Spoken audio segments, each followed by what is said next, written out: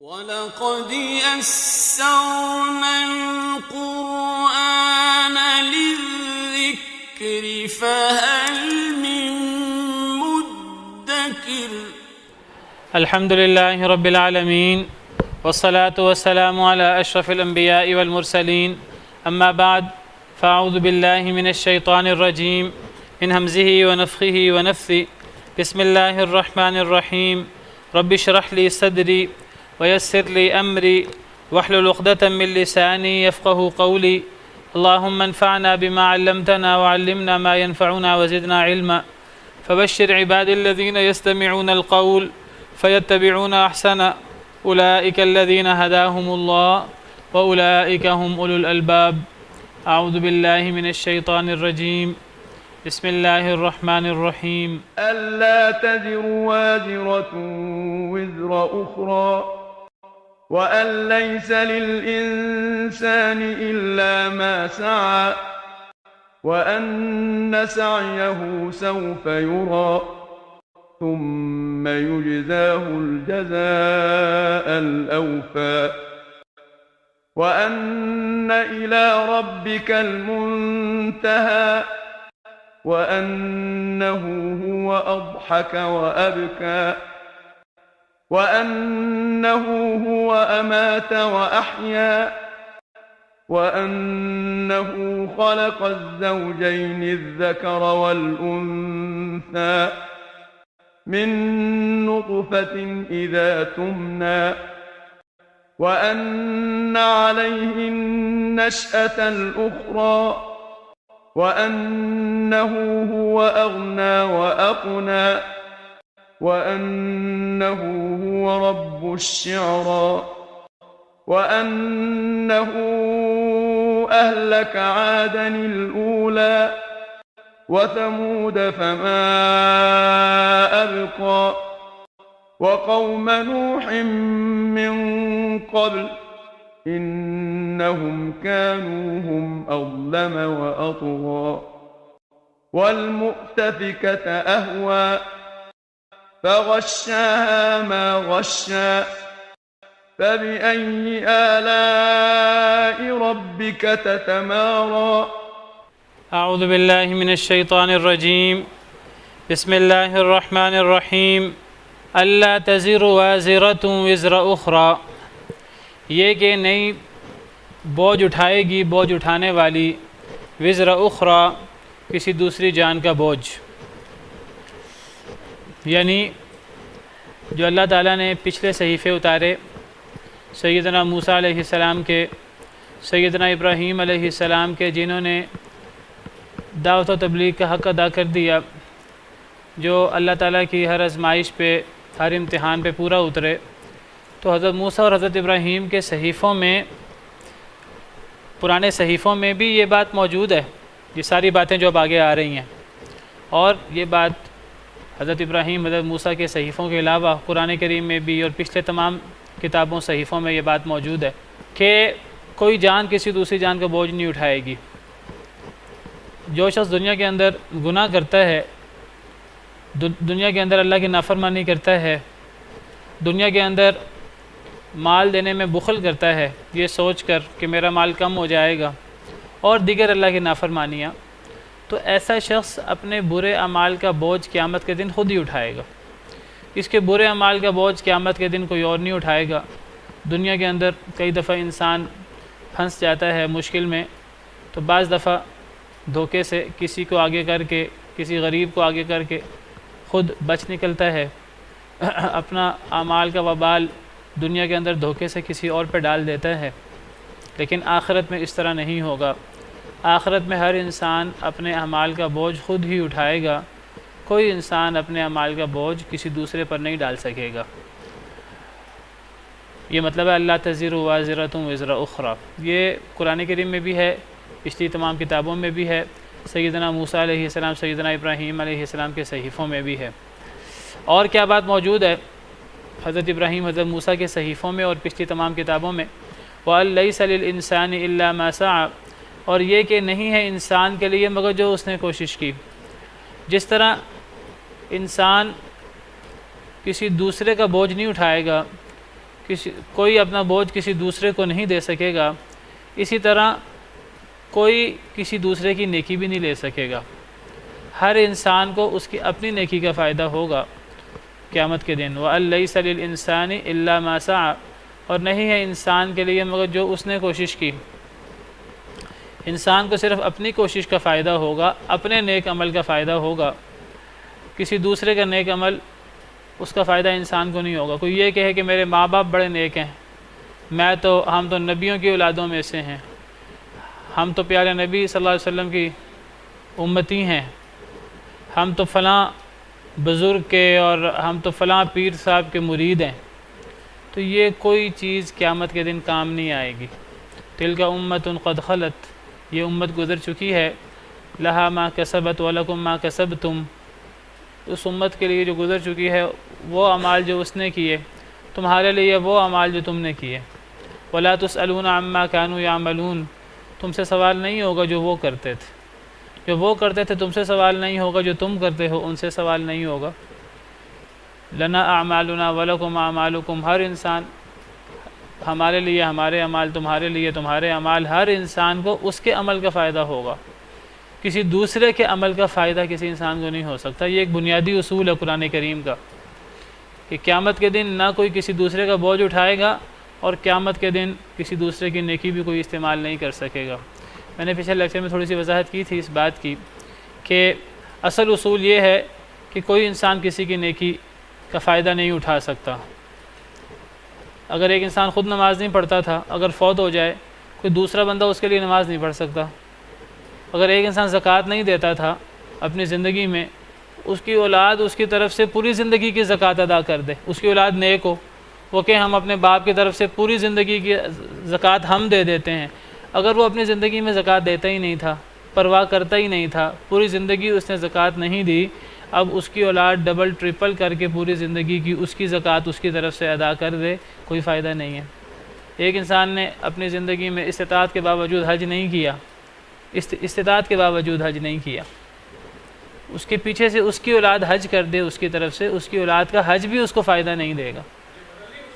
نہیں، اگر ایک انسان نے اپنی زندگی میں حج نہیں کیا، کر سکتا تھا نہیں کیا، بے پرواہی کرتے ہوئے ایک انسان حج کر سکتا تھا، استطاعت تھی اس کے پاس، غفلت کرتا رہا، اب پیچھے سے اولاد کہ جی ہم اولاد نیک ہو، وہ کہ ہم 10 حج کر لیتے ہیں، وہ 10 حج کر کے ایک حج کا ثواب نہیں ملے گا۔ حج بدل ہوتا ہے، وہ کب ہوتا ہے؟ جب ایک انسان حج کرنے کی کوشش کرے، اس کے پاس استطاعت نہ ہو، یا استطاعت کے پیسے آئیں، اس کا پکا ارادہ ہو کہ میں حج کروں، یا اس کا دل میں شوق ہو اللہ مجھے پیسے دیں میں حج کروں، لیکن نہ پیسے جڑیں، یا جڑ جائیں اگر تو اب اس کا اس سال حج کرنے کا ارادہ ہے لیکن مہلت نہیں ملی، فوت ہو گیا، ایسے لوگوں کی طرف سے حج ہوتا ہے اور یہ فائدہ دیتا ہے، ایسے لوگوں کی طرف سے نیکی فائدہ دیتی ہے، عمرہ، نیکی، صدقہ۔ ایک بندہ حج ہی نہیں کرنا چاہتا، اس کے پاس کروڑوں ہے، اربوں ہے، لیکن اس کا یہ ذہن ہی نہیں ہے، اب اس کی اولاد اس کی طرف سے 10 حج کر لے، کیا فائدہ جب وہ بندہ خود نیکی نہیں کرنا چاہتا، خود نماز نہیں پڑھنا چاہتا، خود زکوٰۃ نہیں دینا چاہتا، ٹھیک ہے؟ تو فائدہ تب نہیں ہوتا۔ لیکن اگر تب بھی پیسے ہوں، طاقت نہ ہو، پھر بھی اس پاس استطاعت نہیں ہے نا، تو اس کی اولاد اس کے بعد ہاں اس کی زندگی میں بھیج دیا جائے، اس کی زندگی کے بعد بھیج دیا جائے، فائدہ ہوگا۔ اگر وہ چاہتا تھا لیکن نہ اس کے پاس مالی طاقت نہیں تھی، یا مالی طاقت تھی لیکن بیماری ایسی تھی، شوگر وغیرہ یہ اس قسم کی بیماری، بڑھاپا، جب اس کے پاس طاقت ہوئی تو اس قسم کی بیماری ہو گئی کہ وہ نہیں جا سکا، تو اب اس کا تو شوق ہے، اس کی طرف سے حج ہو سکتا ہے، کیونکہ حج کرنے کی، عمرہ کرنے کی دلیل موجود ہے شریعت میں۔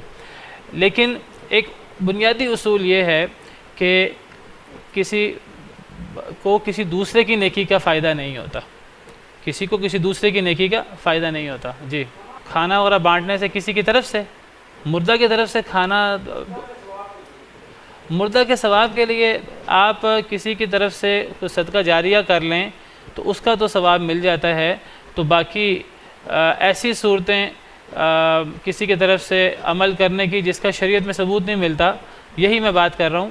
اگر ماں باپ نے اولاد کی اچھی تربیت کی ہے اور اولاد اپنے ماں باپ کی طرف سے جو ہے وہ صدقے کے طور پر جو ہے وہ کوئی کھانا کھلا دیتی ہے، ماں باپ کو فائدہ ہوگا، اولاد کی نیکی کا فائدہ ہوتا ہے، خاص طور پہ جب ماں باپ نے اولاد کی اچھی تربیت کی ہو، کیونکہ یہ حدیث میں آتا ہے کہ جب ایک بندہ فوت ہو جاتا ہے تو اس کا عمل منقطع ہو جاتا ہے سوائے 3 عمل کے۔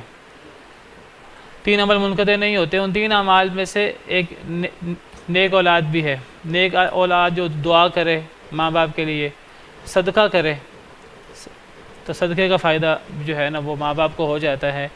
تو جی اپنی طرف سے اگر حج عمرہ کرے، اپنا حج عمرہ کرے، پہنچے گا انشاءاللہ، عمرہ حج کا پہنچے گا۔ اگر والدین عمرہ حج کرتے ہوں اور اس کا شوق کرتے ہوں، اپنا حج کر چکے ہوں، عمرہ کر چکے ہیں، اگر اولاد ان کی طرف سے عمرہ حج کرے انشاءاللہ فائدہ پہنچے گا۔ جی ہاں انشاءاللہ بالکل ہو جائے گا۔ پہلے اپنا کرے، وہ جو حج بدل کی شرائط ہیں، جو بھی کرے گا وہ بیٹا خود کرے اس کی طرف سے، وہ کسی اور کو کروائے، تو وہ جو بندہ کرے اس نے اپنا حج کیا ہو انشاءاللہ ہو جائے گا۔ بہرحال یہ اولاد کرے انسان کے لیے تو اولاد کا تو حج عمرہ ہوتا ہے، کوئی اور کرے تو غالب گمان یہی ہے کہ اس کا بھی ہو جاتا ہے، واللہ عالم۔ لیکن یہ مسئلہ تھوڑا سا دیکھنے والا ہے، اولاد کا تو انشاءاللہ جو ہے وہ ہو جاتا ہے۔ وہ اپنی شرائط ہیں حج بدل کی، وہ ان شرائط کے ساتھ، واللہ عالم۔ بات یہ ہو رہی تھی کہ اصل اصول یہ ہے کہ ایک انسان کو دوسرے کی نیکی کا فائدہ نہیں ہوتا، یہ ایک عام اصول ہے۔ اب اس اصول سے کیا چیز مستثنیٰ ہوگی؟ جس چیز کا شریعت میں ثبوت مل جائے، جس چیز کا ثبوت مل جائے وہی چیز حلال ہوگی، ان چیزوں پر اور چیزوں کو قیاس نہیں کیا جائے گا، کیونکہ یہ عبادات کا باب ہے۔ عبادات کا باب بڑا جو ہے نا وہ منحصر ہوتا ہے، بڑا محدود ہوتا ہے۔ تو لوگ قرآن خوانی کرتے ہیں، لوگ قرآن پڑھتے ہیں مرنے والے کی طرف سے، کسی دوسرے کی طرف سے، تو کسی دوسرے کی طرف سے قرآن خوانی کرنے کا کوئی ثبوت نہیں ہے شریعت میں۔ وہ کہیں جی جب کسی کی طرف سے صدقہ کریں صدقہ ہو جاتا ہے، جب کسی کی طرف سے ہم حج کریں حج ہو جاتا ہے، تو قرآن کسی کی طرف سے پڑھیں تو کیوں نہیں ہوتا؟ تو اسے سوال کریں پھر اگر کسی کی طرف سے نماز پڑھیں کیا نماز بھی ہو جائے گی؟ کسی کی طرف سے ہم روزہ رکھیں، چلیں اگر کسی کے روزے رہتے ہیں اور وہ اس کی طرف سے روزے رکھیں انشاءاللہ، اگر اس کا وارث رکھے اس کی طرف سے روزے ہو جاتے ہیں کسی کی، کیونکہ اس کا ثبوت ملتا ہے۔ کسی کی طرف سے نماز پڑھیں کیا کسی کی نماز ہو جائے گی؟ نماز تو کسی کے نزدیک بھی نہیں ہوتی، اس لیے نہیں ہوتی کیونکہ اس کا ثبوت نہیں ہے۔ تو قرآن خوانی کسی کی طرف سے کی جائے وہ کیسے ہو جائے گی؟ اس کے لیے اب قیاس کیا جائے، قیاس کرنے کی ضرورت نہیں ہے، یہ بنیادی اصول موجود ہے۔ اب اس اصول سے وہی چیز مستثنیٰ ہوگی جس چیز کا ثبوت مل جائے۔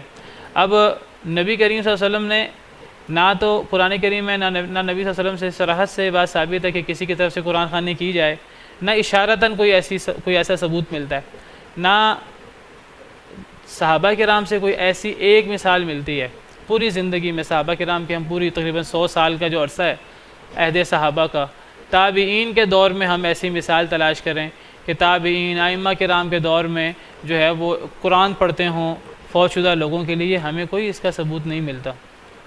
تو جب نبی صلی اللہ علیہ وسلم کے دور میں ایسی کوئی بات ثابت نہیں، نہ صراحت سے، نہ اشارہ سے، نہ صحابہ، نہ تابعین، نہ تبع تابعین، حالانکہ اس کی ان کو بھی بہت زیادہ ضرورت تھی، جب ان سے یہ ثابت نہیں ہے تو پھر ہم ایسا مشکوک کام کیوں کریں؟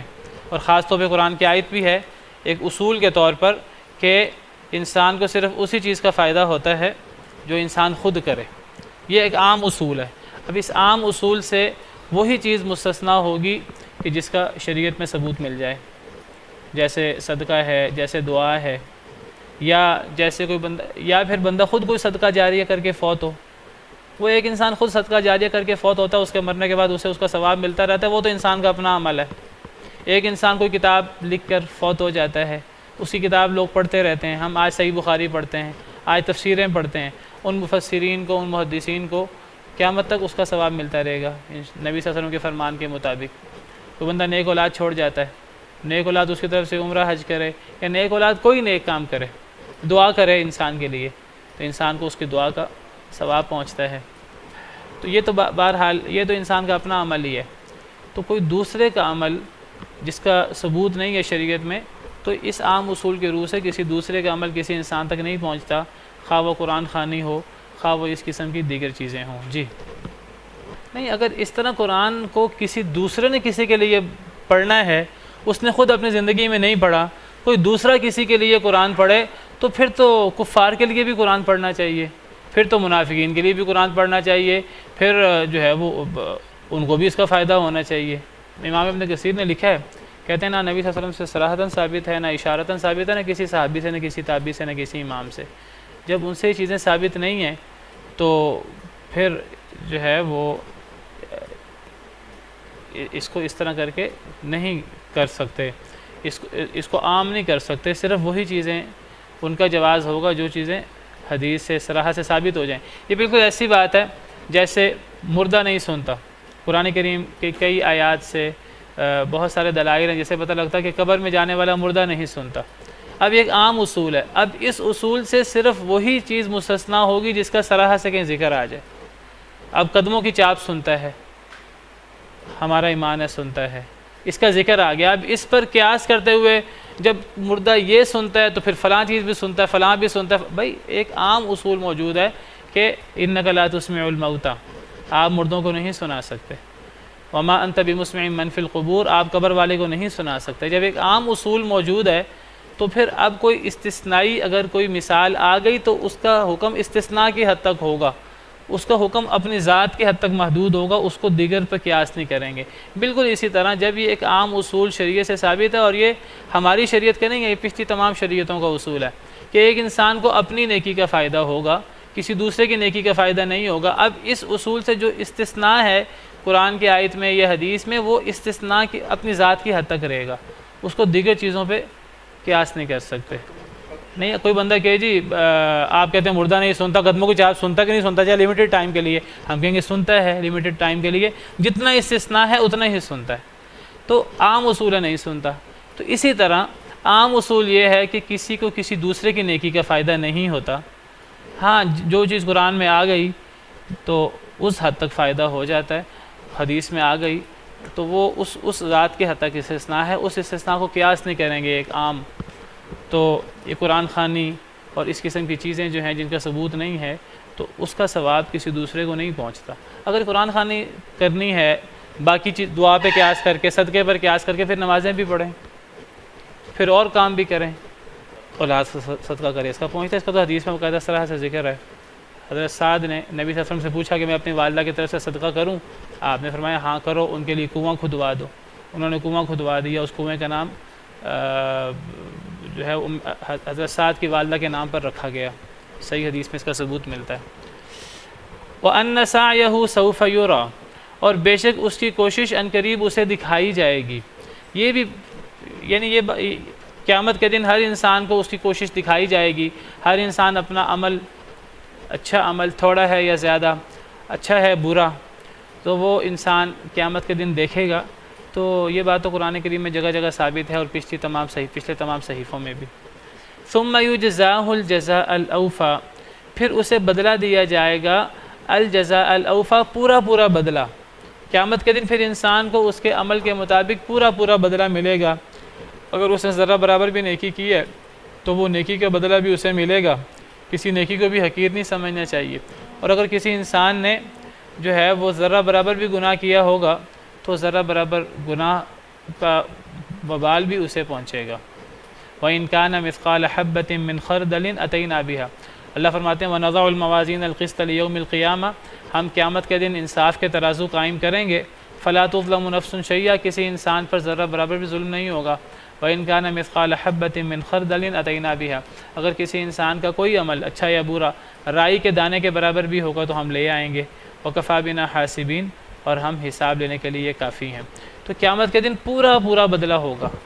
ثم یجزاہ الجزاء الاوفی، یا کل نفس ذائقۃ الموت، ہر نفس نے موت کا ذائقہ چکھنا ہے۔ وَإِنَّمَا تُوَفَّوْنَ أُجُورَكُمْ يَوْمَ الْقِيَامَةِ، تمہیں تمہارے بدلے پورے قیامت کے دن دیے جائیں گے۔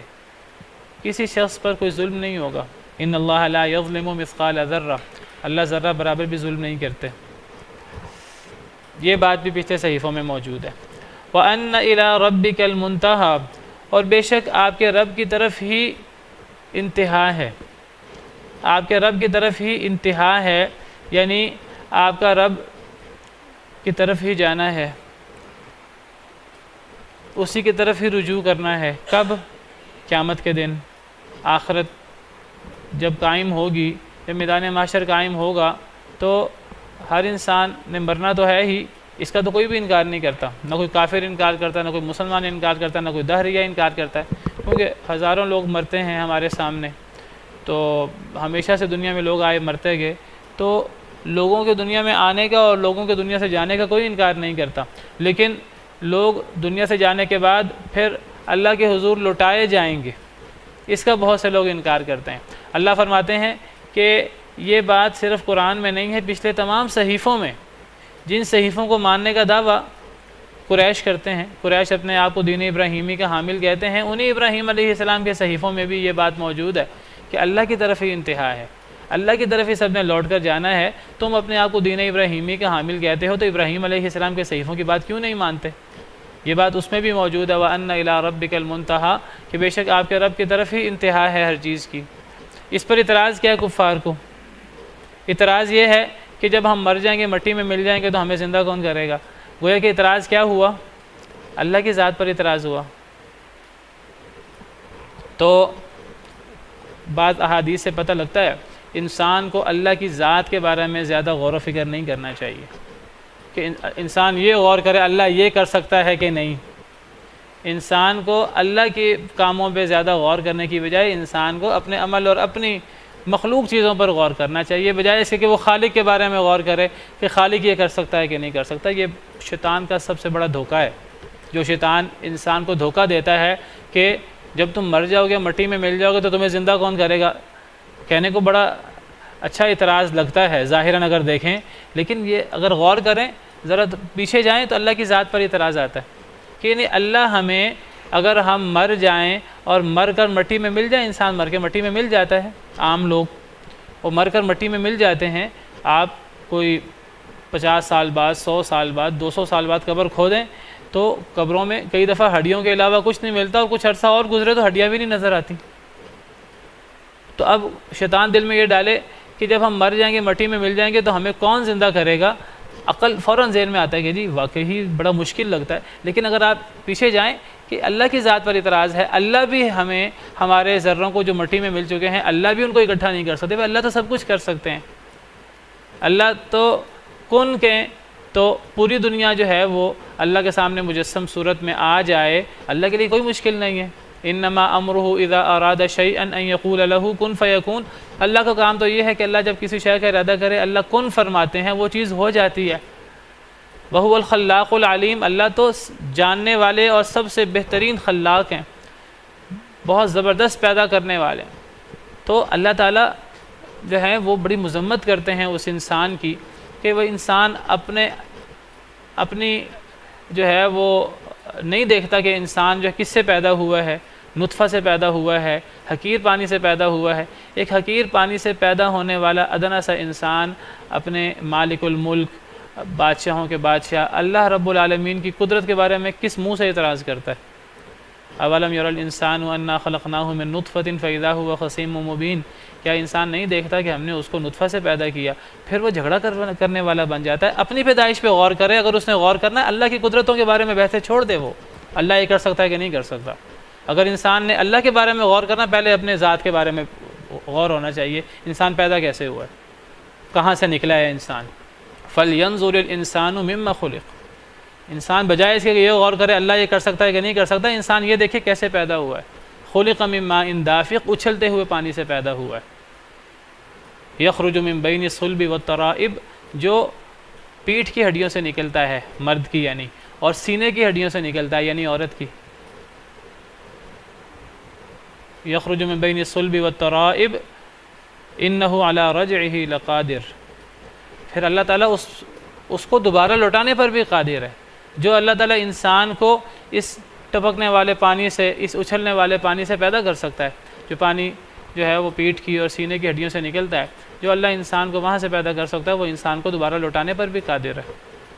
قیامت کے دن انسان دوبارہ پیدا ہو، اللہ نئے سرے سے پیدا کرنا چاہیے انسان کو، اللہ نئے سرے سے پیدا کرنے پر قادر ہے۔ اللہ نے تو نئے سرے سے پیدا نہیں کرنا، اللہ نے تو جو ہے وہ انسان پہلے پیدا ہوا تھا، وہی مٹی میں مل گیا ہے، اللہ نے اسی مٹی سے انسان کو دوبارہ اکٹھا کر دینا ہے۔ اور اللہ نے اس کی بہت ساری مثالیں، بہت ساری اس کی عملی صورتیں دنیا میں دکھائی ہیں۔ قرآن کریم میں اللہ نے ایسے واقعات بیان کیے ہیں جس میں اللہ نے مردوں کو زندہ کیا ہے۔ حضرت عزیر کا یا جو بھی نیک شخص تھے، انہوں نے وہ ایک شہر سے گزرے، وہ شہر بالکل کھنڈر بن چکا تھا، ان کے دل میں اچانک خیال آیا کہ کیا اللہ تعالیٰ اس کھنڈر شہر کو بھی دوبارہ آباد کر سکتے ہیں؟ تو اللہ نے انہیں 100 سال کے لیے موت دے دی۔ 100 سال کے لیے اللہ نے انہیں موت دے دی۔ ان پر اور ان کے گدھے پر تو 100 سال گزر گئے، لیکن ان کا جو کھانا تھا اس پر ایک دن یا دن کا کچھ حصہ بھی نہیں گزرا۔ ان پر نہیں، ان پر تو 100 سال نہیں گزرے، ان کا جسم ٹھیک ٹھاک رہا، جیسے ایک دن یا دن کا کچھ حصہ گزرا ہے۔ ان کے گدھے پر 100 سال گزر گئے، لیکن ان پر اور ان کے کھانے پر دن یا دن کا کچھ حصہ بھی نہیں گزرا۔ تو قرآن کریم میں اللہ نے ذکر کیا ہے اس واقعے کا، اور یہ واقعات ہمارے لیے بہت زیادہ غور کرنے کے لیے ہیں۔ تو اللہ تعالیٰ فرماتے ہیں او کالذی مر علی قریۃ وہی خاویۃ علی عروشہا، اس شخص کی پر غور کرو کہ جو ایک بستی کے پاس سے گزرا۔ سورہ بقرہ آیت نمبر 259۔ اس شخص کی طرح جو ایک بستی کے پاس سے گزرا اور بستی اپنی چھتوں پر گری ہوئی تھی، تو وہ شخص کہنے لگا، مفسرین کہتے ہیں حضرت عزیر علیہ السلام تھے، واللہ عالم، اللہ کو بہتر پتہ ہے۔ وہ کہنے لگا انا یحیی ھذہ اللہ بعد موتھا، اللہ اس کو اس کی موت کے بعد کیسے زندہ کریں گے؟ یہ شہر کھنڈر بن چکا ہے، اللہ اس کو کیسے دوبارہ آباد کریں گے؟ فاماتہ اللہ 100 عام، اللہ نے اس کو 100 سال کے لیے مار دیا، 100 سال کے لیے سلا دیا۔ ثم بعث، پھر اللہ نے اسے اٹھایا۔ قال کم لبثت، اللہ نے پوچھا تو کتنی دیر ٹھہرا ہے؟ عرض کرنے لگے لبثت یوما او بعض یوم، میں دن یا دن کا کچھ حصہ ٹھہرا ہوں، کیونکہ ان کے جسم پر 100 سال کے گزرنے کے اثرات ہی نہیں تھے، ان کا جسم ویسے ہی تھا۔ ان کو محسوس ہوا جیسے ایک دن زیادہ لمبا عرصہ میں سویا رہا ہوں، یا دن کا کچھ حصہ۔ قال، اللہ نے فرمایا بل لبثت 100 عام، تو 100 سال سویا رہا ہے، لیکن تیرے جسم پر اس کا اثر نہیں ہوا۔ فانظر الی طعامک و شرابک لم یتسنى، جس طرح تیرے جسم پر اثر نہیں ہوا، اسی طرح تیرے کھانے پر، تیرے پینے پر بھی اثر نہیں ہوا۔ تیرا کھانا اور تیرا پینا بوسیدہ نہیں ہوا، اس پر آدھا دن یا ایک دن گزرا ہے، ایک دن آدھا دن گزرنے سے کھانا بوسیدہ نہیں ہوتا۔ نہ حضرت عزیر کے، اگر حضرت عزیر تھے، نہ جسم پہ کوئی اثرات ہوئے 100 سال کے، نہ کھانے پینے پر، وہ بوسیدہ بھی نہیں ہوا۔ لیکن دوسری طرف وانظر الی حمارک، گدھا تھا ان کے ساتھ، اس کو دیکھ۔ وَلِنَجْعَلَكَ آیَةً لِلنَّاسِ، تاکہ ہم آپ کو لوگوں کے لیے نشانی بنا دیں۔ وانظر الی العظام، ہڈیوں کو دیکھیں۔ وہ گدھے کا پنجر پڑا ہوا تھا، اس کو 100 سال گزر چکے تھے۔ ہڈیوں کو دیکھیں گدھے کی، کیف ننشزھا، ہم کیسے ان کو اکٹھا کرتے ہیں۔ ثم نکسوھا لحما، پھر کیسے ہم گوشت چڑھاتے ہیں۔ فلما تبین لہ، جب ان کے سامنے جو ہے وہ گدھے کا پنجر اور وہ سارا گوشت اور ہڈیاں اکٹھی ہوئیں اور وہ زندہ ہو کر کھڑا ہو گیا، تو وہ کہنے لگے کہ میں جانتا ہوں، مجھے یقین آ گیا ہے کہ اللہ ہر چیز پہ قدرت رکھتا ہے۔ تو جو اللہ تعالیٰ یہ مثال دکھائی حضرت عزیر کو، اور ہمیں یہ مثال بیان کی، ہمیں قرآن کریم کے ایک ایک شوشے پر، ایک ایک حرف پر یقین ہے۔ تو جب یہ واقعہ ہوا ہے جیسے اللہ نے فرمایا ہے، تو اللہ تعالیٰ مردوں کو قیامت کے دن کیسے نہیں اٹھا سکتا؟ تو بجائے اس کے کہ انسان خالق کے بارے میں غور کرے، خالق یہ کر سکتا ہے کہ نہیں کر سکتا، انسان کو اپنے بارے میں غور کرنا چاہیے۔ یہ شیطان کا وسوسہ ہے۔ نبی صلی اللہ علیہ وسلم نے فرمایا کہ تمہارے دل میں شیطان وسوسے ڈالتا رہتا ہے کہ فلاں کو کس نے پیدا کیا، فلاں کو کس نے پیدا کیا۔ اس کے دل میں وسوسہ آتا ہے کہ پھر خالق کو کس نے پیدا کیا۔ ہر چیز کو پیدا کرنے والا اللہ تک پہنچ جاتا ہے، پھر وہ وسوسہ ڈالتا ہے خالق کو کس نے پیدا کیا۔ تو نبی صلی اللہ علیہ وسلم نے فرمایا جب تمہارے میں سے کسی کے دل میں اس قسم کا وسوسہ آئے تو وہ رک جائے ادھر، اب اپنا سوچنا بند کر دے۔ مطلب کیا ہوا اس حدیث کا کہ جب خالق کے بارے میں ہمارے ذہن میں اس قسم کے سوالات پیدا ہوں تو وہاں انسان کو پھر اپنا جو ذہنی رو ہے اس کو بند کر دینا چاہیے۔ پھر انسان کو یہ شیطانی وسواس ہیں تو انسان کو پھر ان چیزوں سے رک جانا چاہیے۔ تقدیر کے بارے میں انسان کے دل میں خیالات آتے جائیں اور انسان پریشان ہونا شروع ہو جائے کہ تقدیر کیا ہے، پہلے سے سب کچھ کیسے لکھا ہوا ہے، سمجھ آ رہی ہے تو بہت اچھی بات ہے، نہ سمجھ آئے تو انسان رک جائے۔ جتنا اس میں غور کرے گا اتنا شیطان اسے بہکاتا جائے گا۔ تو انسان کو خالق اور خالق کی قدرتوں پر اور ان چیزوں پر زیادہ سوالات کھڑے کرنے کی بجائے انسان اپنی ذات کے بارے میں غور کرے۔ ایک حدیث مبارکہ کے الفاظ ہیں کہ تفکروا فی الخلق ولا تفکروا فی الخالق فإنہ لا تحیط بہ الفکرہ، کہ مخلوق کے بارے میں غور کرو، اپنے بارے میں غور کرو، مخلوق کے بارے میں غور و فکر کرو. ولا تفکروا فی الخالق، خالق کے بارے میں غور و فکر کرنے کی ضرورت نہیں ہے. یہ غور و فکر سے مراد یہ نہیں ہے کہ خالق کی قدرتوں کے بارے میں بھی غور و فکر نہ کرو، یعنی خالق کی کسی قدرت کے بارے میں تمہیں اعتراض ہو جائے، تمہارے دل میں سوال پیدا ہو جائے تقدیر کے بارے میں، قیامت کے بارے میں، کہ اللہ تعالیٰ ہزاروں لاکھوں لوگوں کی بات کیسے سنتا ہے، یہ کیسے ممکن ہے؟ ہم تو 100 لوگوں کی بات نہیں سن سکتے، ہم تو 2 لوگوں کی بات نہیں سن سکتے، اللہ ہزاروں لاکھوں کی بات بیک وقت کیسے سنتا ہے؟ کوئی بندہ سوچنا شروع کر دے تو اسی میں بھی شک و شبہ پیدا ہو جائے گا. تو تفکروا فی الخلق، مخلوق کے بارے میں غور کرو، اپنے بارے میں غور کرو، اپنے بارے میں فکر مند ہو. خالق کے اعمال کے بارے میں تمہیں، کہ خالق یہ کیسے کرتا ہے، یہ کیسے کرتا ہے، رزق کیسے دیتا ہے، روزی کیسے دیتا ہے، یہ سنتا کیسے ہے، فلاں کام کیسے کرے گا، قیامت کے دن کیسے اٹھائے گا ہمیں. ولا تفکروا فی الخالق، خالق کے بارے میں غور نہ کرو. فإنه لا تحیط به الفکر، اللہ کے بارے میں انسان غور و فکر کا احاطہ کر ہی نہیں سکتا، ناقص ہے انسان. انسان تو مخلوق کے بارے میں پوری طرح نہیں غور کر سکتا، خالق کے بارے میں کیا غور کرے گا؟ یہ روح اللہ کی مخلوق ہے کہ نہیں؟ انسان روح کی کن کو نہیں پہنچ سکتا. وَيَسْأَلُونَكَ عَنِ الرُّوحِ قُلِ الرُّوحُ مِنْ أَمْرِ رَبِّي، وہ آپ سے روح کے بارے میں سوال کرتے ہیں، آپ جواب دے دیجئے روح میرے رب کا امر ہے. وَمَا أُوتِيتُم مِّنَ الْعِلْمِ إِلَّا قَلِيلًا، تمہیں تھوڑا علم دیا گیا ہے، لہٰذا روح کے بارے میں مزید بات نہیں ہو سکتی. تم روح کے بارے میں نہیں جان سکتے، تم عاجز ہو، ناقص ہو، اس بات کو مان لو.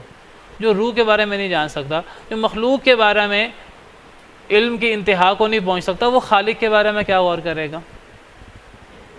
لا تدرکہ الابصار، اللہ کو آنکھیں ادراک ہی نہیں کر سکتی. وہو یدرک الابصار، اللہ آنکھوں کا ادراک کرتے ہیں. وہو اللطیف الخبیر، وہ باریک بین خبردار ہے. تو انسان کو اپنے بارے میں غور کرنا چاہیے. انسان کا یہ کام نہیں ہے کہ وہ خالق کے بارے میں غور کرے. یہ مطلب ہے وَأَنَّ إِلَىٰ رَبِّكَ الْمُنْتَهَىٰ، تمام صحیفوں میں یہ بات موجود ہے کہ رب کے پاس ہر چیز کی انتہا ہے، اور رب کے پاس ہم سب نے جمع ہونا ہے. کیف تکفرون باللہ وکنتم امواتا فاحیاکم، تم کیسے کفر کر سکتے ہو اللہ کے ساتھ، تم مردہ تھے، اللہ نے تمہیں زندہ کیا. ثم یمیتکم، پھر تمہیں مارے گا. ثم یحییکم، پھر تمہیں زندہ کرے گا. ثم الیہ ترجعون، پھر اللہ کی طرف تم لوٹائے جاؤ گے. یہ ہمارا ایمان کا حصہ ہے. ایک بندہ کیسے انکار کر سکتا ہے اس بات سے؟ جو پہلے عدم تھا اللہ نے اس کو وجود بخشا. جب اللہ نے وجود بخشا، دوبارہ مرنے کے بعد اللہ دوبارہ وجود بخشے گا، پھر اللہ میدان محشر میں لوٹائے گا. اس پر کوئی اعتراض کرنے والی بات ہی نہیں ہے. یہ تو شیطانی وسوسہ ہے بہت بڑا. تو وَأَنَّ إِلَىٰ رَبِّكَ الْمُنْتَهَىٰ، اور بے شک آپ کے رب کے پاس ہی انتہا ہے، آپ کے رب کے پاس پہنچنا ہے. یہ ہمارے ایمان کا حصہ ہے. وَأَنَّهُ هُوَ أَضْحَكَ وَأَبْكَىٰ، اور یہ بات بھی پچھلے تمام صحیفوں میں موجود ہے کہ بے شک وہ یعنی اللہ رب العالمین وہی ہنساتا ہے اور وہی رلاتا ہے. ہنسنے کا سامان، خوشی کا سامان وہ پیدا کرتا ہے تاکہ انسان اللہ کا شکر بجا لائے، اور رونے کا سامان بھی، رلاتا بھی اللہ ہی ہے.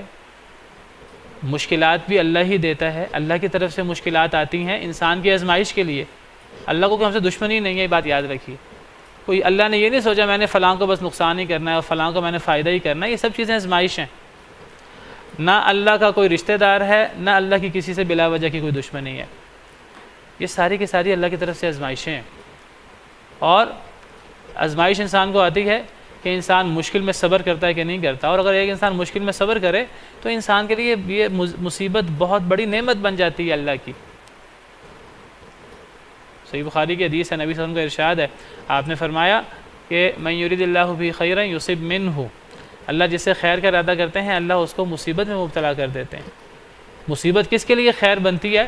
اس شخص کے لیے خیر بنتی ہے کہ جو مصیبت میں آ کر غفلت کی نیند سے جاگ جائے، اپنے رب کو بھولا ہوا ہے تو اس کو رب یاد آ جائے. اس کے لیے یہ مصیبت کتنی بڑی رحمت بن گئی کہ اس کے لیے آخرت پوری بہتر ہو گئی. تو اللہ ہی ہنساتے ہیں، اللہ ہی رلاتے ہیں. تو یہ کوئی اللہ کی کسی سے دشمنی نہیں ہے، نہ اللہ کی کسی سے رشتہ داری ہے. یہ آزمائش ہے دونوں، نعمتیں دینا بھی، ہنسانا بھی، اور رلانا بھی، آزمائشیں دینا بھی. اور اللہ نے دیکھنا ہے کہ کون انسان کیا کرتا ہے نعمت اور آزمائش کے وقت. وَأَنَّهُ هُوَ أَمَاتَ وَأَحْيَا، اور بے شک وہی ذات وہ مارتا بھی ہے اور زندہ بھی کرتا ہے.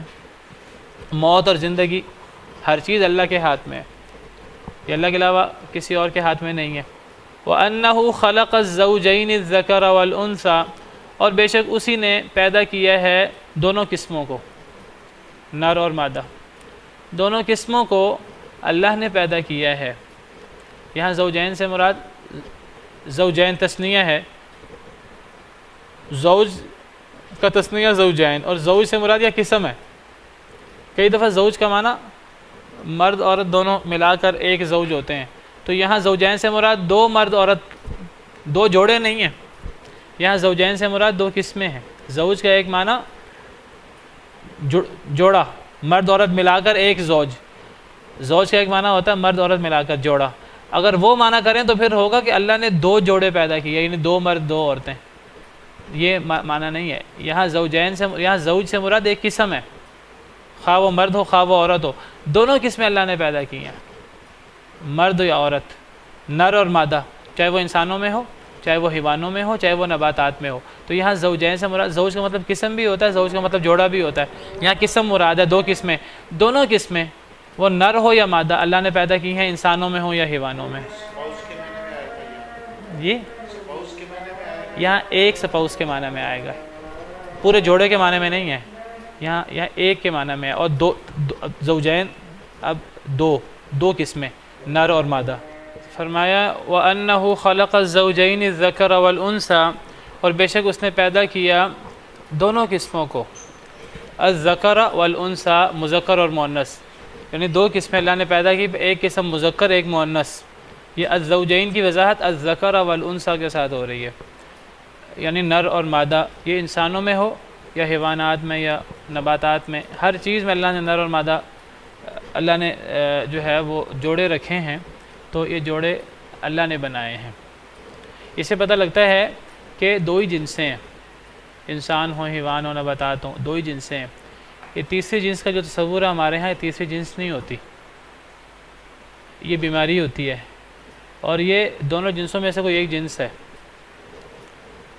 تو یہ ایسے ہی ہے، ٹھیک ہے، کچھ لوگ نہ پوری طرح مرد ہوتے ہیں نہ پوری طرح عورت ہوتے ہیں، ان میں کچھ عورتوں کی بھی صفات ہو جاتی ہیں، کچھ مردوں کی بھی صفات ہو جاتی ہیں۔ تو یہ آپ سمجھیے جس طرح بعض لوگوں کے اندر کچھ اعضاء کا اضافہ ہو جاتا ہے، بعض لوگوں کے 2 ہاتھ کی بجائے 4 ہاتھ ہو جاتے ہیں، ایسے لوگ بھی پیدا ہو جاتے ہیں۔ بعض لوگوں کے 2 کی بجائے 1 ہاتھ ہوتا ہے پیدائشی، بعض لوگ پیدائشی طور پر جو ہے وہ آپ سمجھیے کہ ان کے کان نہیں ہوتے، پیدائشی طور پہ سننے کی ان کے اندر استطاعت نہیں ہوتی، پیدائشی طور پہ نابینا ہوتے ہیں۔ اور بعض لوگ عجیب الخلقت پیدا ہو جاتے ہیں، ان کی 6 انگلیاں 8 انگلیاں ایک ہاتھ کی ہوتی ہیں، کچھ اعضاء زیادہ ہو جاتے ہیں، کچھ اعضاء کم ہو جاتے ہیں۔ تو اسی طرح جن کو ہم تیسری جنس کہتے ہیں کہ جی یہ ہیں تو مرد، ان میں کچھ عورتوں کی بھی صفات ہیں، عورتوں والی صفات نہیں، وہ اصل میں کچھ اعضاء ان کے بیماری کے طور پہ بڑھ گئے ہوتے ہیں، اللہ کی طرف سے آزمائش ہوتی ہے۔ کوئی یہ نہیں اللہ تعالیٰ ان کو بنانا چاہتے تھے پورا مرد تو وہ نعوذ باللہ خود ہی کوئی ان کے اندر کوئی اضافہ ہو گیا ہے، نہیں، اللہ کی طرف سے یہ سب چیزیں ہوتی ہیں آزمائش کے طور پہ۔ جس طرح ایک انسان ناقص الخلقت پیدا ہوتا ہے، ایک انسان کے اعضاء کچھ زیادہ ہوتے ہیں بیماری کے طور پر، ایک انسان مادر زاد اندھا پیدا ہوتا ہے، یہ اللہ کے سسٹم میں خرابی نہیں ہے۔ یہ جس طرح اللہ کسی کو مال دے دیتے ہیں، اللہ کسی کو نعمت دے دیتے ہیں، اللہ کسی کو مصیبت میں مبتلا کر دیتے ہیں دنیا میں آنے کے بعد، کسی کو اللہ تعالیٰ پیدا ہوتے وقت ان بیماریوں کا شکار کر دیتے ہیں، کسی کے اعضاء بڑھ گئے کسی کے اعضاء کم ہو گئے۔ تو جن سے 2 ہی ہیں، 3 نہیں ہیں، تیسری جنس نہیں ہوتی، تو جن سے 2 ہی ہوتی ہیں ان کو کسی نہ کسی کے ساتھ ملانا چاہیے۔ اگر ان میں مردوں کی صفات زیادہ ہیں، لازماً ان میں مردوں کی صفات زیادہ ہوں گی یا عورتوں کی، جس کی صفات زیادہ ہوں گی ان کو وہی شمار کیا جائے گا۔ اور اگر اللہ نے کسی کو عیب دیا ہے تو کسی کا یہ کام نہیں ہے اس عیب کو ابھارے۔ اگر کسی کو کسی کا کوئی عیب ہے، کسی کے جسم کے اندر کوئی بدنما نشان ہے، کیا وہ لوگوں کو دکھاتا پھرے گا اپنے جسم کے اندر؟ وہ چھپائے گا اس کو لوگوں سے۔ کسی کے اندر کوئی اخلاقی عیب ہوتا ہے، کوئی جسمانی عیب ہوتا ہے، وہ کوشش کرتا ہے لوگوں کو پتہ نہ لگے۔ تو یہ اگر کوئی تیسری جنس جس کو ہم کہتے ہیں، تو کوئی اگر اس طرح ہو تو اس کو کیا لوگوں کو بتانا چاہیے، بازار میں ناچ کر کے جی میں فلاں ہوں میں فلاں ہوں، اس طرح کر کے تو نہیں، اس کو ظاہر کرنا چاہیے اپنے آپ کو۔ آزمائش ہے اللہ کی طرف سے، اس کو آزمائش کے طور پہ لینا چاہیے۔ تو جس طرح اور آزمائشیں ہیں اس طرح یہ بھی ایک آزمائش ہے، تو کوئی تیسری جنس نہیں ہے، یہ پہلے یہ دوسری جنسوں میں سے کوئی جنس ہے۔ قرآن کریم کی جتنی آیات ہیں اس بارے میں ان میں غور کریں، اللہ نے 2 ہی قسمیں بیان کی ہیں۔ یا ایھا الناس اتقوا ربکم الذی خلقکم من نفس واحدہ، اے لوگو ڈر جاؤ اس رب سے جس نے تمہیں ایک نفس سے پیدا کیا، یعنی حضرت آدم سے، وخلق منہا زوجہا، اس ایک نفس سے اس کے جوڑے کو پیدا کیا، یعنی اماں حوا کو، وبث منہما رجالا کثیرا ونساء، اور اللہ نے پھر ان سے بہت سارے مرد اور عورتیں پھیلا دیے۔ یہاں بھی 2 کا ہی ذکر ہے، کوئی یہ نہیں فرمایا کہ بہت سے مرد، عورتیں اور مخنث پھیلا دیے، نہیں، 2 ہی کا ذکر ہے، رجال اور نساء۔ اسی طرح سورہ قیامہ میں ایحسب الانسان ان یترک سدی، کیا انسان سمجھتا ہے کہ اسے فضول چھوڑ دیا جائے گا؟ الم یکن نطفۃ من منی یمنی، کیا وہ نطفہ نہیں تھا جس کو ٹپکایا جاتا ہے؟ ثم کان علقۃ فخلق فسوی، پھر وہ گوشت کا لوتھڑا بنا، فخلق فسوی، اللہ نے پیدا کیا، اللہ نے درست کیا، فجعل منہ الزوجین، اللہ نے اس سے پھر 2 جوڑے بنائے، الذکر والانثی، نر اور مادہ، 2 ہی ہیں جوڑے، 3 نہیں ہیں، ایک نر اور ایک مادہ۔ اگر کسی میں کوئی کمی بیشی ہے تو وہ یا نر ہے یا مادہ ہے۔ اور اگر بعض دفعہ اگر نہ پہچان ہو رہی ہو بچپن میں پیدا ہونے سے، وہ تھوڑا بڑا ہوگا، بالغ ہوگا تو کچھ علامتیں بلوغت کے ساتھ ظاہر ہوتی ہیں، داڑھی کے بال آگے، مونچھ کے بال آگے، اب اس میں کچھ عورتوں کی صفات بھی ہیں تو اس کو مرد شمار کیا جائے گا۔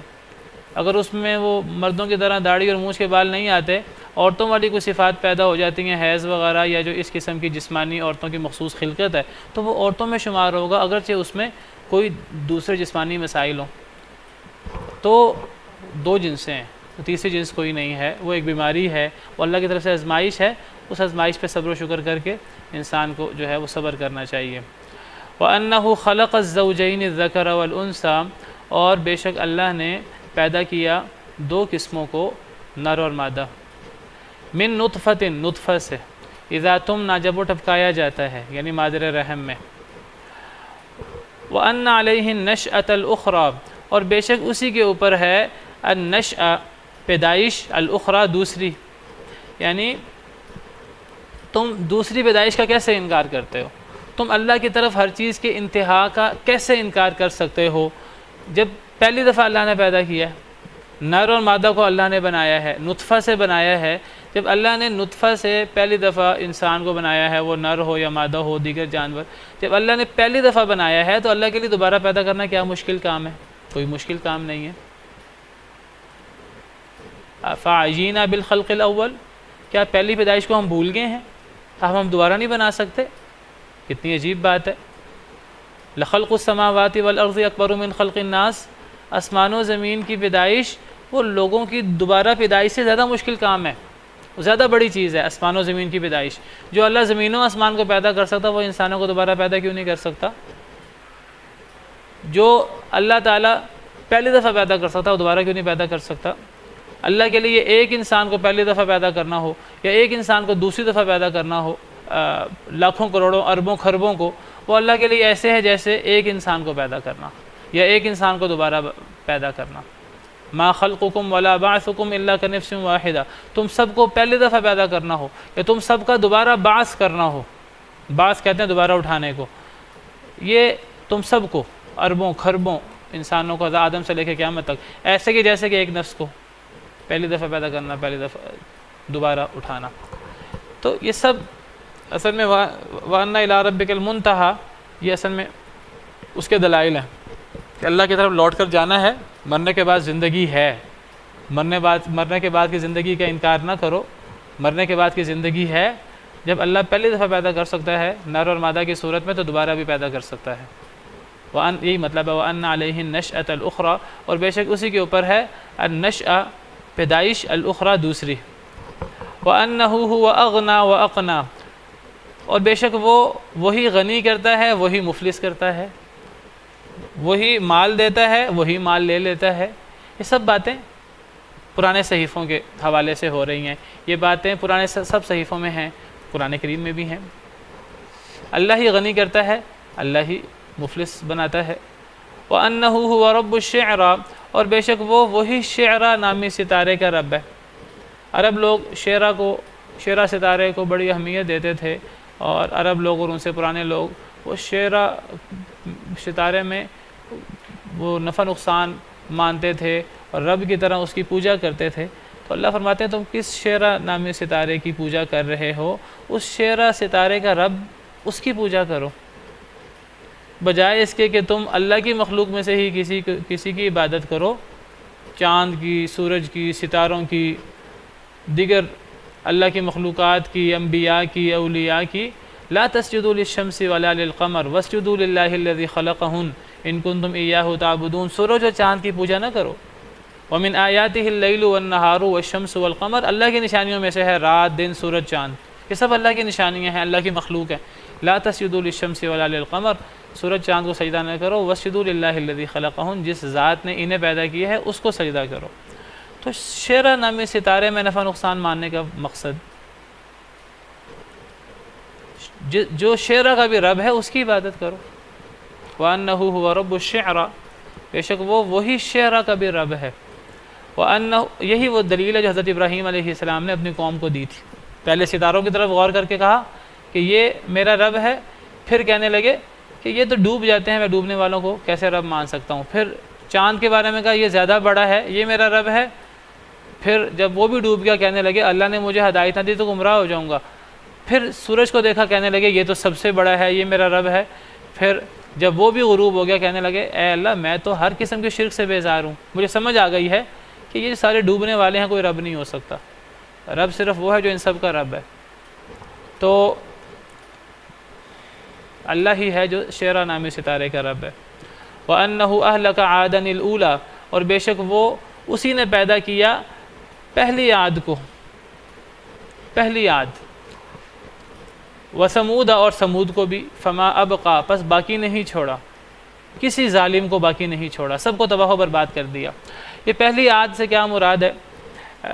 یہ جو قوم عاد ہے، قوم عاد دو ہیں، ایک کو عادن الاولیٰ کہتے ہیں، اور جو سمود ہے اس کو عاد ثانیہ کہتے ہیں، کیونکہ جو عاد اولیٰ ہیں اسی عاد نامی شخص کی اولاد میں عاد اولیٰ ہے، اور اگر تھوڑا سا نیچے جائیں نسل میں، اسی عاد کی نسل میں سمود نامی شخص ہے، اس سمود نامی شخص کی اولاد کو سمود کہتے ہیں۔ تو سمود بھی اصل میں عاد ہی ہے، اس کے جد امجد میں جا کر عاد آتا ہے۔ سمود، عاد کون ہے؟ اس کا سلسلہ نسب امام ابن کثیر کہتے ہیں عاد بن ارم بن سام بن نوح، یہ ارم کا بیٹا ہے عاد، اور ارم سام کا بیٹا ہے، اور سام حضرت نوح علیہ السلام کے بیٹے ہیں۔ حضرت نوح کے بیٹے جو 3 بچ گئے تھے کشتی میں، مسلمان تھے، سام، تو سام کے بیٹے، سام نوح کے بیٹے ہیں، تو سام کا بیٹا ارم اور ارم کا بیٹا عاد، اس شخص کی اولاد ہے جس کو قوم عاد کہتے ہیں، اس کو عاد اولیٰ بھی کہتے ہیں، عاد ارم بھی کہتے ہیں، اور یہ سب سے طاقتور قوم تھی۔ قرآن کریم میں سورہ فجر میں اس کو عاد ارم قرار دیا گیا ہے۔ الم تر کیف فعل ربک بعاد ارم ذات العماد التی لم یخلق مثلها فی البلاد، یہ عاد ارم ہے۔ اور اسی عاد کی نسل میں آگے جا کر جو ہے وہ سمود نامی ایک شخص تھا، اس کی اولاد کو سمود کہتے ہیں۔ تو سمود یہ اصل میں عاد کی نسل سے ہی ہے، تو سمود کو بھی عاد کہہ دیتے ہیں۔ تو سمود کی نسبت سے جو عاد ہے، عاد ارم، اس کو عاد اولیٰ بھی کہہ دیتے ہیں، اور سمود کو کئی دفعہ سمود کہہ دیتے ہیں، کئی دفعہ عاد ثانی بھی کہہ دیتے ہیں۔ تو یہاں عاد اولیٰ سے مراد عاد ہے قوم ہود، عاد ارم، اور پھر آگے سمود جو عاد ثانی ہے۔ اللہ نے عاد اولیٰ کو بھی ہلاک کیا، ان میں سے ظالم جو تھے، اور قوم سمود کو بھی ہلاک کیا جو ظالم تھے، صالح علیہ السلام کی قوم، کسی ظالم کو باقی نہیں چھوڑا۔ جی، حضرت ہود قوم عاد کے، عاد اولیٰ کے، عاد ارم کے، اور سمود کے حضرت صالح علیہ السلام۔ وقوم نوح من قبل، اور قوم نوح کو بھی اس سے پہلے، اس کو بھی اللہ نے تباہ کر دیا۔ انہم کانوا ہم اظلم و اطغی، بے شک وہ تھے، وہی زیادہ ظالم تھے، زیادہ سرکش تھے۔ جو ظالم تھے، جو سرکش تھے، اللہ نے انہی کو ہلاک کیا، قوم نوح ہو، قوم عاد ہو، قوم سمود ہو۔ والمؤتفکۃ اہوا، اور الٹی بستی والوں کو بھی گرا دیا اللہ نے، یعنی تباہ کر دیا۔ اہوا گرا دیا، الٹی بستی والے، الٹی بستی والے قوم لوط، جن کی بستی کو الٹا دیا گیا تھا، ان کو اللہ نے تباہ کر دیا، ان کو اللہ نے گرا دیا۔ فغشاها ما غشا، بس ڈھانپ لیا اس کو، یعنی قوم لوط کو، ما غشا، جس نے بھی ڈھانپا، یعنی قوم لوط کو ایک تو اللہ نے الٹا دیا، پھر صرف الٹانے پر بس نہ کیا، اللہ اتنے غضبناک تھے، پھر اس بستی کو جس نے ڈھانپ لیا، جس نے بھی ڈھانپا، کس نے ڈھانپا؟ پتھروں نے، پتھروں کی بارش نے، پتھروں کی بارش بھی ہوئی، چیخ بھی ہوئی، اور بھی عذاب آئے۔ فَبِأَيِّ آلَاءِ رَبِّكَ تَتَمَارَىٰ، پس اپنے رب کی کون کون سی نعمت پر تم شک کرو گے، تم جھگڑا کرو گے؟ اپنے رب کی کون کون سی نعمت کے بارے میں اے انسان تو جھگڑا کرے گا، تو شک کرے گا؟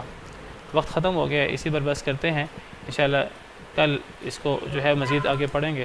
سبحان ربک رب العزت عما یصفون وسلام علی المرسلین والحمد للہ رب العالمین۔